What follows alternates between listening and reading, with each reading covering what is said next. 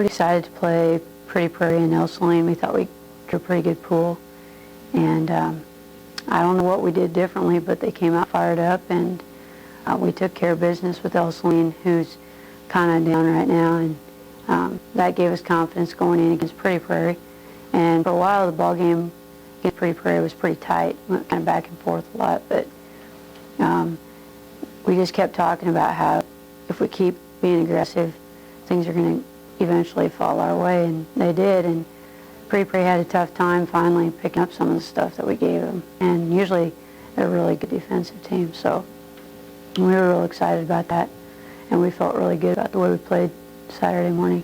I know that the girls thought that the break in between the play was a little bit too long. I don't know if that was the real answer, but we sure got off to a slow start and really never played like we did in the morning.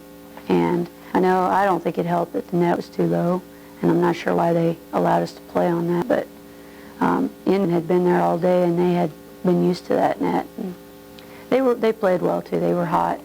Their Shearling twins were hot, and they hit the ball well, and we just didn't pick up everything we needed to do. We got an awesome sub-state. We're very fortunate to have the one that we have at Chase County. We're going to play Onega first. They're the 6th seed, and we're the 3rd seed, and they are like 5-23. And I don't know much about them. I talked to a couple coaches about them, and they said that they're not as strong as some of the other teams that were in that league, but we got to be ready for anything, because anything can happen at sub-state. And that's kind of what we're hoping for, is that we're going to be able to beat them and go on and beat the teams that are ahead of us, because it's just like starting the season over now.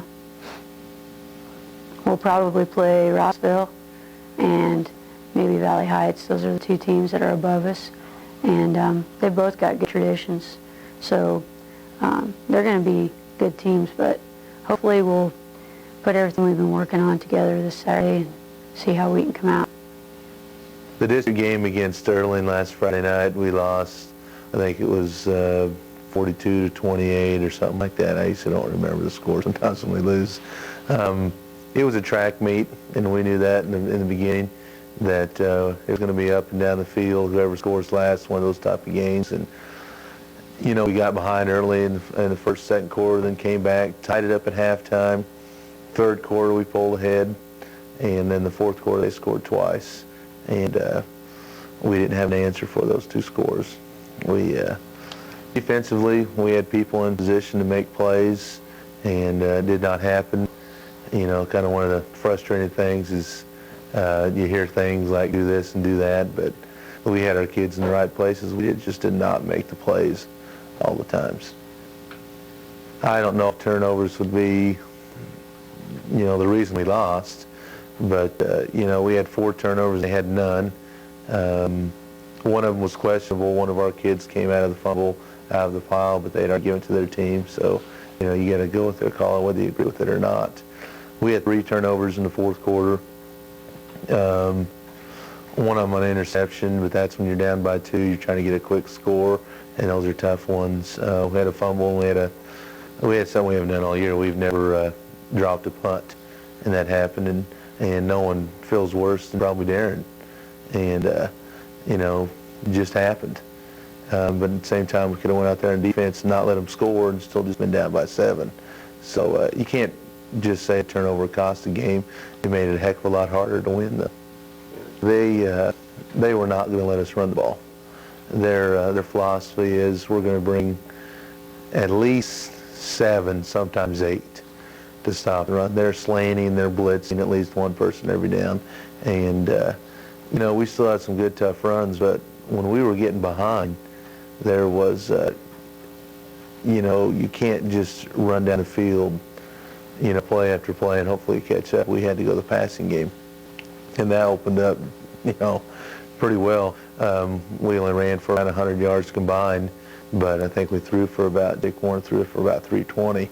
So, then that's a luxury we have, that if someone takes away either the run or the pass, we'll go to the other one and still have success.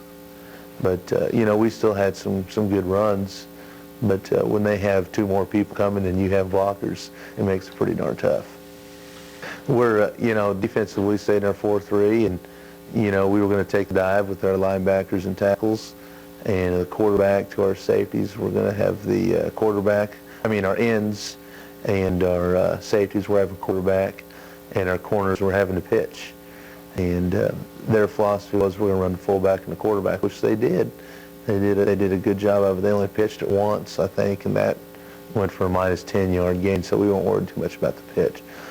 But they were big and strong and physical, and they were fast. I never thought I'd say that, we'd play against a team in 2A that was faster than we were, but I think they were faster than we were.